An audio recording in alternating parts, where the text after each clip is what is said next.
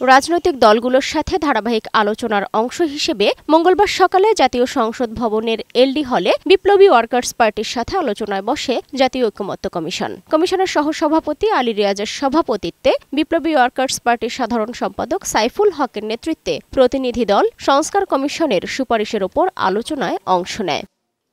মতবিনিময় সভা শুরুর আগে গণমাধ্যমের সাথে কথা বলেন জাতীয় ঐকমত্য কমিশনের সহ সভাপতি আলী রিয়াজ।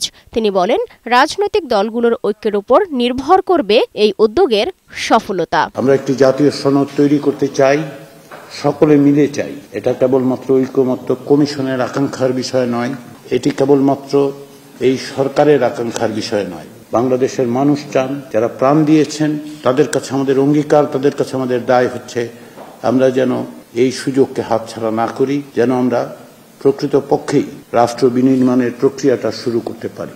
সভা শেষে সাংবাদিকদের সাথে কথা বলেন বিপ্লবী ওয়ার্কার্স পার্টির সাধারণ সম্পাদক সাইফুল হক। তিনি জানান, বিপ্লবী ওয়ার্কার্স পার্টি এমন একটি রাষ্ট্র, সমাজ ও সংবিধান চায় যেখানে ধর্মীয় ও সামাজিক বিশ্বাসের কারণে কোনো মানুষ বঞ্চিত হবে না। ভবিষ্যতে কোনো রাজনৈতিক দলকে কোনো কর্তৃত্ববাদী শাসকে পরিণত না করে, কোনো ব্যক্তিকে যাতে ফ্যাসিবাদী শাসকে পরিণত না করে, তার জন্য আমাদের সংবিধানের যে রক্ষা কবচ সেটাকে নিশ্চিত করা দরকার। রাষ্ট্রীয় কাঠামো সংস্কারের প্রশ্নে বিভিন্ন রাজনৈতিক দলের সাথে ধারাবাহিক আলোচনার অংশ হিসেবেই বিপ্লবী ওয়ার্কার্স পার্টির সাথে আলোচনায় বসে জাতীয় ঐকমত্য কমিশন।